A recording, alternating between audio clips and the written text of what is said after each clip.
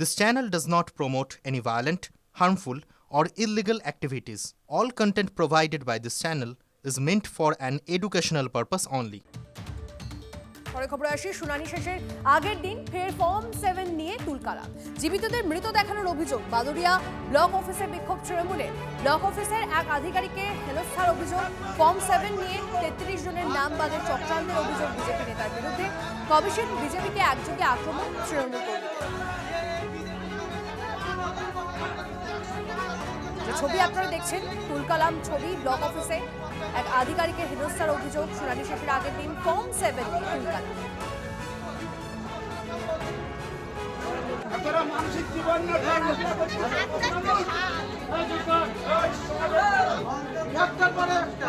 পাগল বানায় না, এটা কি বিজেপির দালাল? না বিজেপির দালাল, সেই দালাল গুলোকে নিয়ে আসেন, প্রশাসন থাকবে, ওকে জবাই করে দেবো।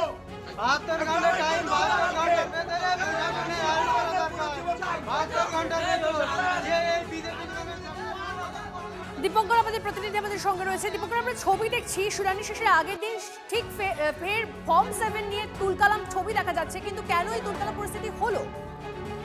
দেখো, মূলত ফর্ম 7 নিয়েই কিন্তু এই তুলকালাম অবস্থা। তারা ফর্ম 7 জমা দিতে এসেছিলেন এবং এই ফর্ম 7 জমা দেওয়াকে কেন্দ্র করেই এই উত্তেজনা ছড়িয়ে পড়ে। তাদের যে দাবি সেটা হচ্ছে ফর্ম 7 জমা দিতে হবে এবং এই ফর্ম 7 জমা দেওয়া নিয়ে এক পক্ষ আর এক পক্ষের বিরুদ্ধে চড়াও হয়। তার পরিপ্রেক্ষিতেই এই উত্তেজনা এবং সেই উত্তেজনা মুহূর্তের মধ্যেই ভয়ঙ্কর আকার নেওয়ার চেষ্টা অবস্থায় ছিল, যদিও প্রশাসন লোক তৎপরতার সঙ্গে সেই অবস্থা আয়ত্তে নিয়ে আসে। ফর্ম 7 অনেক ক্লাব করা রয়েছে যেগুলো জমা দেওয়ার কথা, সেটা অনেকে জমা দিতে পেরেছেন, এখনো অনেকে জমা দিতে পারেনি, সেই বিষয়ে কিন্তু উল্লেখ রয়েছে।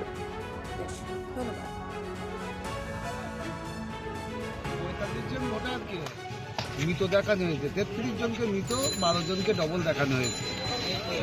বিজেপির মন্ডল সভাপতি দীপক মন্ডল এই জঘন্য কাজটা করেছে, ফর্ম 7 জমা দিয়েছে। ঠিক আছে, তার জন্য বিডিও অফিসে এসেছি, বিডিওর কাছে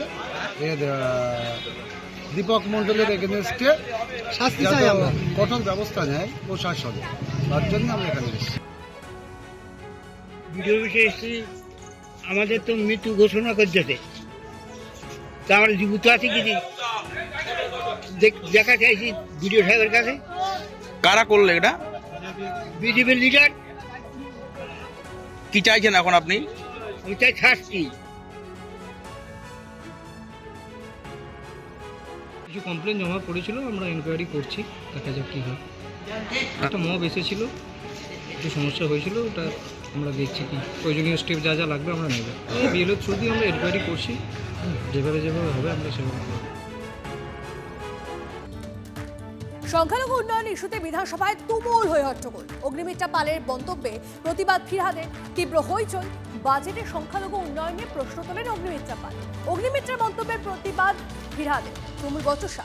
অগ্নিমিত্রার বক্তব্যের বিতর্কিত অংশ, বাদের নির্দেশ স্পিকারের। মাদ্রাসা ডেভেলপমেন্টের খাতে 5,713 কোটি টাকা দিয়েছে, ইন্ডাস্ট্রিয়ালাইজেশন প্রমোশনের ক্ষেত্রে 1400 কোটি, আর ইনফরমেশন টেকনোলজির ক্ষেত্রে 217 কোটি টাকা।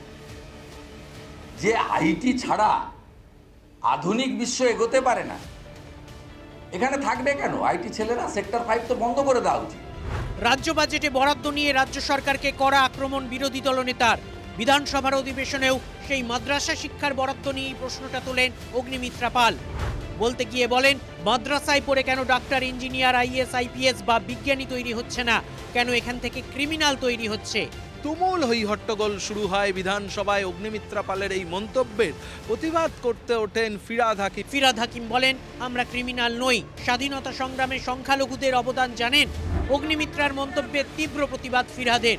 বিজেপি তৃণমূল তুমুল বচসা বাঁধে অধিবেশনে।